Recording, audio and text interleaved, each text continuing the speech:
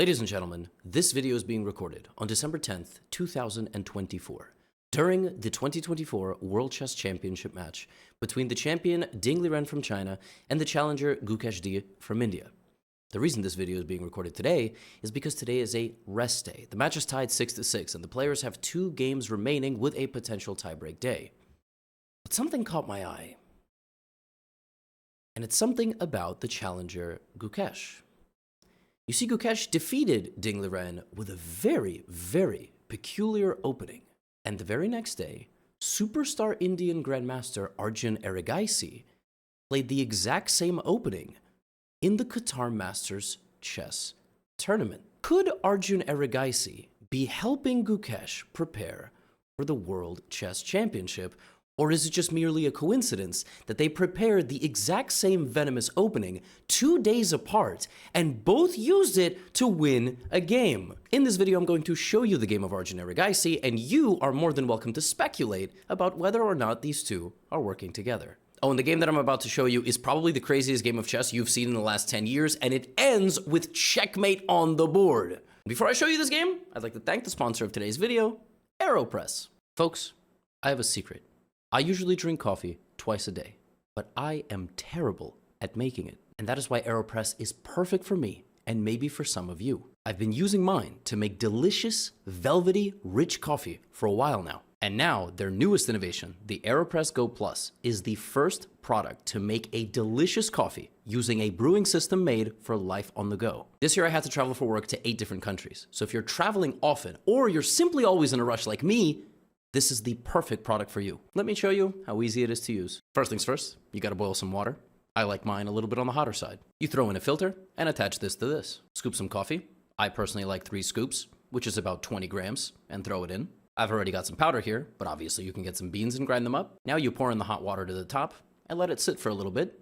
Give it a nice stir. And now the whole reason it's called an AeroPress, you gently push down until it goes.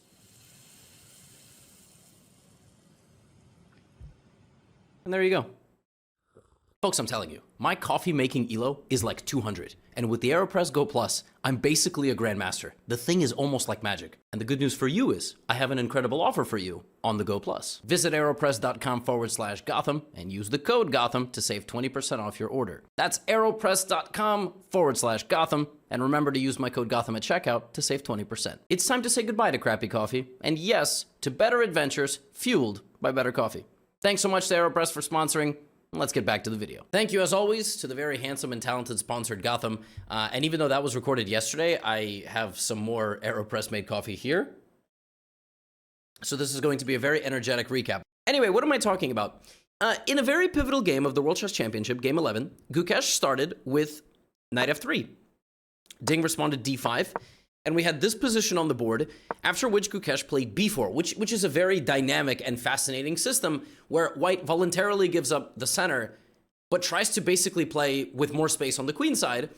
And after black plays c5, we reach this position where white generally will put a bishop on the b2 square to put a little bit more pressure. Now, really, the gambit here is take, take, take, where black is now simply up a pawn, but white gets a big center. And this is a very tricky gambit. It used to be thought of as not particularly great for white. Black was equalizing, but yeah, the position is very, very much full of life. So we have this position played, and the literal next day in Qatar, Arjun Erigaisi, playing against David Paravian, Russian Grandmaster, plays the exact same thing. And I don't know if he was paying homage to Gukesh, just like that's my guy, he's a friend of mine, but we're not working together, but I want to play this system. Or maybe they analyzed this together because the position is the same thing. And so now, instead of playing e3, which maybe Arjun thought, well, he played it already, I'm going to play a different version of this, and instead he plays bishop b2. Maybe he didn't play e3 because he figures his opponent is watching the World Championship. Isn't that smart? Like, while the World Championship is going on, now we can analyze games really fast. We don't need months. And so Erigaisi plays bishop b2, which is a slightly different move. Just fascinating stuff. And from this point forward, we can put the speculation aside.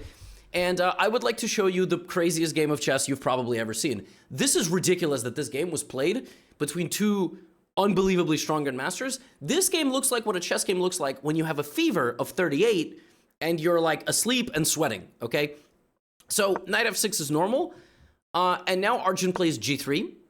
Okay, he's just trying to develop the bishop over here. This is being offered for capture because he's going to win the pawn back in the center of the board. It's better to take it with the bishop because the bishop comes back.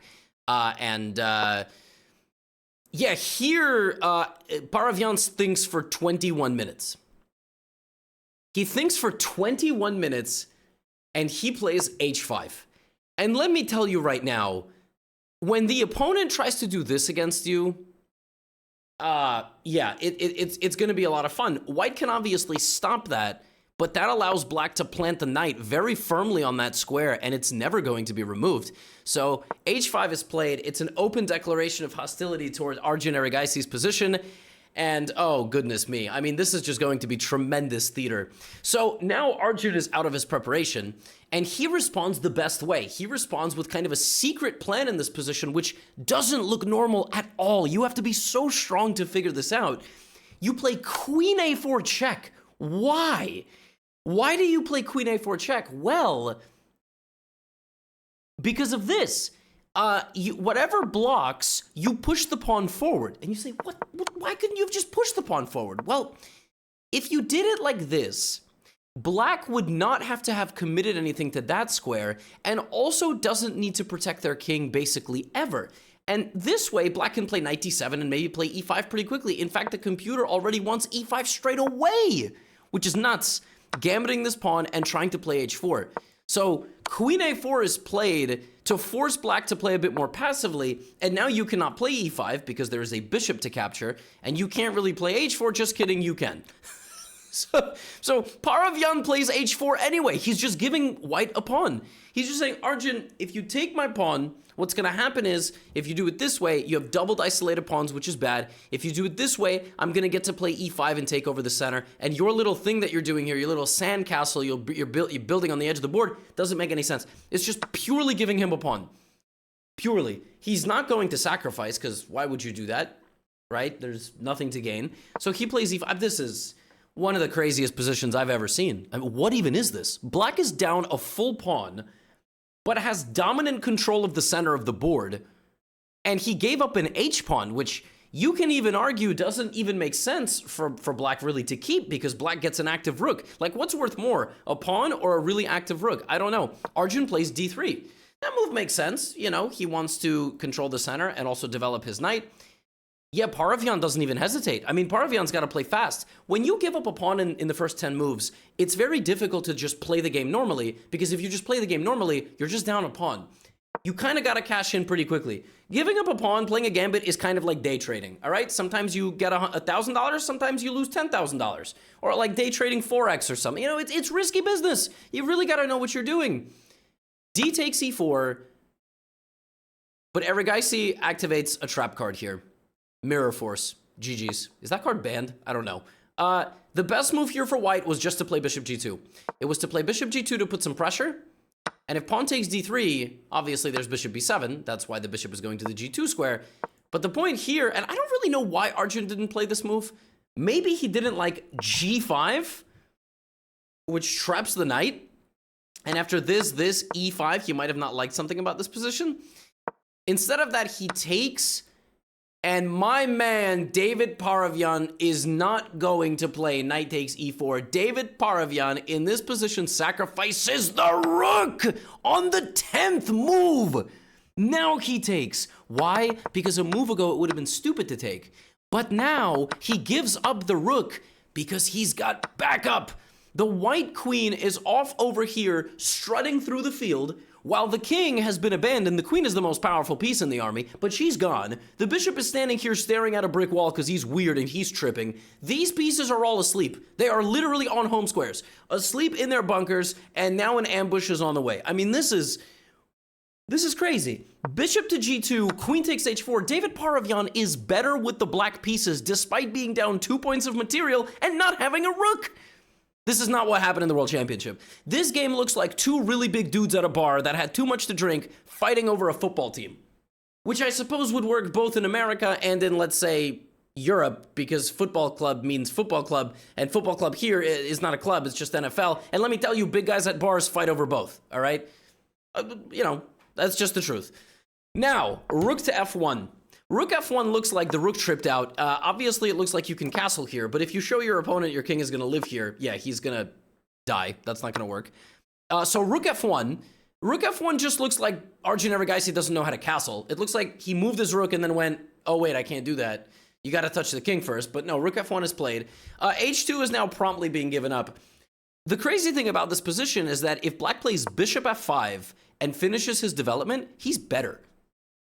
Here's a line for you. Knight d2, knight takes d2, bishop b7, knight f1, bishop a8, a7 is hanging. By the way, bishop d6, b6 discovered check, bishop d7, queen back to c2, pawn takes on b6, king takes on f1. That is a hypothetical thing that could happen. That's why the board changed color. Instead of that, the players don't enter any of that. f5 played by David Paravian, but that move is too slow. He spends a lot of time on that move, 10 minutes, but it's a little bit too slow. He needed to activate his knight. I mean, it's obviously only possible to see these things with an engine. Like, you play the human move because you want to develop a pawn and everything, but obviously, and maybe he wanted to develop the knight like this and go like this, right? So Arjun goes queen c2, and now we see the problem. The problem is that white now got too much time. This one move now simply gives white back the initiative, which is why you needed to play bishop f5, because if queen c2 was played in this position, you get enough time to develop and the queen is always under fire. So, f5, queen back to c2, a6. Arjun's like, no. Respectfully, please don't leave that territory. I want your knight to stay home and your rook. If black gets all his pieces into the game, white is dead. Why? Because of something I like to call relative value.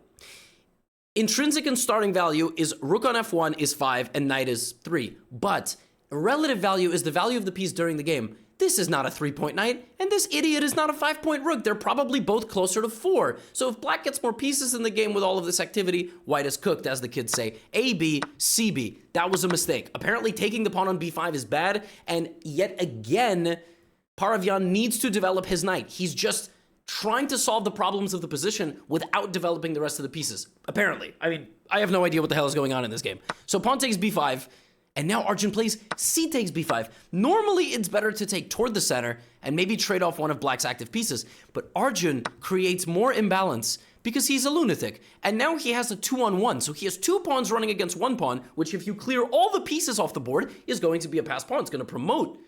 He's thinking that far ahead. Black, meanwhile, is going to have these pawns coming down. Now watch this. Bishop e6 to try to bring the black knight into the game. Knight to d2. Now the bishop goes to the middle, supporting the knight, supporting the pawn, helping advance, and maybe knight d7's on the way, maybe discovered attacks on the bishop are on the way. Arjun, in the middle of all this, doesn't have any interest in fighting back toward the center because he's pinned and just plays a5. a5. You know what the point of a5 is? Bro, he's going to go a6. Like, at some point, he's just going to be like, yeah, I want to promote a pawn. Like, that's, it becomes a queen. They didn't patch that. Now here, Paravian, again, needs to make a decision. If he plays knight d7, which he's been wanting to do, a6 happens. b6, I'm going to take with the rook. Why not? You can't let white have this pawn here. It's a permanent distraction. And then I'm going to go queen a4 and push it. Or take. So Paravian's like, all right, I just got to make a move. I'm going to play g6. g6 is solid. It defends everything. And maybe I'm going to bring in my bishop like this. Now, Arjun Erigaisi. I mean, I can't give you 10 guesses to guess the move that he played here. I can't do it. White's got all sorts of moves here like e3. And if pawn takes, you obviously can't take because you hang your king. But now I take on e4. And the difference here is that after all this, I long castle. I get out of the way. So e3 in connection with the plan of long castling is how white should break out of the position. Arjun Erigaisi, though, sometimes cannot prevent himself from playing the most meme and insane move in a position. This man, Arjun Erigaisi, plays rook to a3. And if you can predict, he's trying to go there. I think Arjun basically saw rook a3 and was like, how do I not play this move? Like, this is ridiculous. You will never, and I mean ever, well, actually Arjun might because he's crazy, but he will never, and most people will never get a chance to play moves like this in the middle of a game, and they're effective. And the crazy thing is, you kick out the queen, and then you're going to go one-way ticket to the other side of the board. Yeah, rook a3 must have been a shock, because here Paravian spends, again, a lot of time, And now the game becomes completely nuts. He plays c4. c4 is a discovered attack. Is a discovered attack on the rook.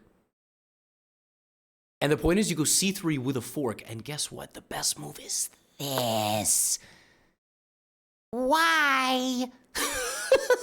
c3, knight e4, cb2, knight d6, sacrifice the bishop, takes, this pawn just sits here, and apparently white is much, much better. Instead of that, Arjun finishes the journey, queen g4, and ladies and gentlemen, may I present to you the most feverish position anybody has ever seen. There are 3 black pawns standing in the center of the board. The king is here. That rook is drunk and stumbled over. That rook went out that way. That rook was one of those hyper drunk friends that just starts running around the town and speaking to everybody and potentially getting himself into trouble. So rook a3, rook h3, I don't even know what's going on. This literally looks like you have a fever and you're dreaming about a chess game.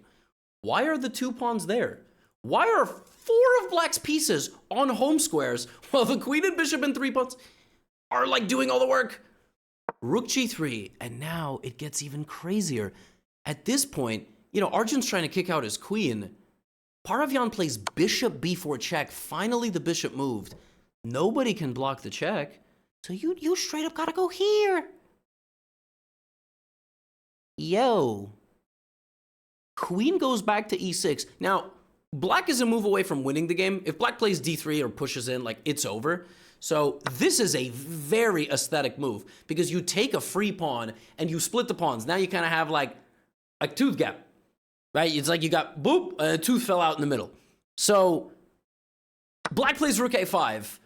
Suddenly the rook is in the game. One of Arjun's queenside pawns is dead, so he's not going to be able to promote it.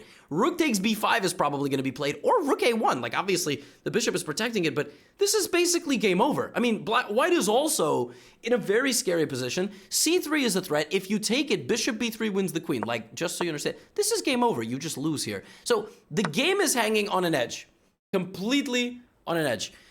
Arjun's got multiple moves here. He plays the most calm one, which is bishop c3, offering an exchange of the dark squared bishop, because without it, black is not going to be able to do as much damage.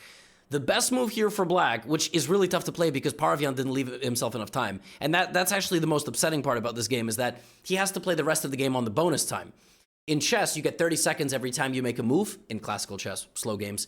So Paravyan's only got 47 seconds. In a chess.com rapid game here with black, you end up losing on time, but in a classical game, you don't lose on time, but quality of your moves goes down. He plays a very natural move, queen d6. It's not the best move. Rook b5, taking the pawn would have been better. He probably didn't like it because of some queen a4 business, but he's totally fine here, and he can play rook d5 and win the queen. Yeah, just hard. Like, look, it's just not easy. He goes here, and now Arjun plays the best move, which is kind of just an epic move that in this position of all these pieces scrambled, it's the white king crawling in the trenches. This dude went d1 and c1. He just like, bro, all my pieces abandoned me. I gotta crawl out of here. King c1. And suddenly black starts realizing, you know, these pieces looked good, but they need forward mobility. They don't have it. He can't move the light square bishop. He still can't move the knight. The queen can't get into the position. Now he takes the pawn, but the difference is the king managed to escape. And now that he escaped, bishop e4. And now we see that the black position has collapsed. And actually, it is white who is going to be leading a massive counterattack. There's a rule in chess I like to call +2. You need 2 more attacking pieces than defenders. We don't have that here. This is a defender. Even the bishop is a defender. The white king is well enough protected. That check being covered is super important by this complete bozo rook. C3 is the move here that Paravyan chooses. This is what we call a time trouble move. It's a move where you're low on time, you feel the game is getting out of control, so you play a move and mentally you're like, I'm causing chaos. The problem is you're causing chaos against the guy that's probably one of the best in the world right now at managing chaos. So we have bishop takes g6. The king has to move, and the final pawn has fallen. I mean, in 9 moves, this entire wall of pawns has collapsed. It's just gone. Vaporized. And these 3 pawns and that pawn and knight are just standing. They haven't moved. They haven't been able to participate. 30th move of the game. Arjun plays knight c6. Now, I will say, if the time was flipped, if white had the 1 minute and black had the 8 minutes, this is not an easy position to play with white because you are still moments away from collapse at any given moment. Queen d2, queen a4. I mean, he's threatening a mate. Like, I'm sorry, he's trying to mate you. It's mate in 2, king c2, knight b4. You got to be really, really, really careful here, which is why every move needs to be a check. And this is the wrong one. Arjun actually gives a check now, which is completely the wrong check. He needed to go to g5. And probably what he didn't like here very much is after king d7, he doesn't really have a good move because the king runs away, but he has bishop d3. And somehow, this check is no longer scary because the king runs out. Like, when I say run out, I mean out. I mean out. I mean, like, he could go, h4, you gotta be careful because there's queen h2, but you can play bishop f5. This is, I mean, this is one of the most insane games I've ever seen. So, Arjun doesn't like that, he goes here, and actually, David Paravian here needed to play defense. And after bishop e6, it's game on. The bishop is now saving the king, and the rook is saving the only other, there's no checks. There's no checks. I actually feel like Arjun might have overlooked something here, and if king d2 now played, black gets the knight in the game. This is anybody's game to win or lose. But Paravian, and this is what I'm saying, the time management unfortunately took a game from us that could have been very, very, very fun. To the king walking to touch the bishop, he's like, I'm gonna grab this bishop. But not only is the bishop able to save itself, it creates a move with a tempo, winning time. And now the king is safe. You would think Paravian just won a rook, Levy. Why are you not celebrating? Yeah, I'm not celebrating because this king, unfortunately, is about to be subjected to a very brutal and painful counterattack. And Eric Icey saw that because that's what makes him a monster. You know, he saw this and he felt, who's going to protect the king? If the king runs to the G file, he's just going to get ladder mated. And if the king runs this way, this is pretty epic stuff. The three pieces put together a perfectly coordinated checkmating attack that black cannot stop. It's like in fighting movies, in like a James Bond or like one of those Bruce Lee, like, he would hit people and they just can't. Every time they try to swing, nothing works. He gets them in the right moment at the right time, and then he like kicks them out of a window. And yeah, that's what's gonna happen here. Queen c7, perfectly executed attack. King to f6, rook to f3. The bishop has to block, and Arjun saw everything. Bishop f5, the only move that isn't a check, but it doesn't matter because this queen and this rook can't help. Rook b2 or rook d5 check, the bishop comes back. And the game ends in style. Style that absolutely was deserved. Queen d8 check, king to f7, and Arjun Erigaisi plays bishop e6. Discovered check. The king can only run this way, but then the queen and the rook will deliver a fatal attack. So Paravian, good sport, takes the bishop. And rook f6 is checkmate on the board. This is not chess from 2024. It's chess from the 1890s. 1890s, the power years of chess. All right, that was the golden era in baseball when everybody would hit 700 home runs. Like, this was the power era of chess, and we got a barn burner game in 2024. This is the type of stuff that makes chess epic. Chess is not this like lame little thing where old men play at the park. I mean, it is. It 100%, 1,000% is. Any major metropolitan city, if you go to the local park, there's probably old men playing chess. The population size has to be above a certain, you know, like it can't be a small town. But you get my point. Like, this is epic. And what really makes this fascinating is Arjun Erigaisi helping Gukesh prepare it all? Because that would be so cool. And then maybe they have to play for a world championship in 5 to 6 years. Oh, the storylines. I hope you enjoyed. If you're watching this during the World Championship, we got 2 more games to go, plus maybe a tiebreak. Epic stuff. And yeah, that's all I've got for you today. Get out of here.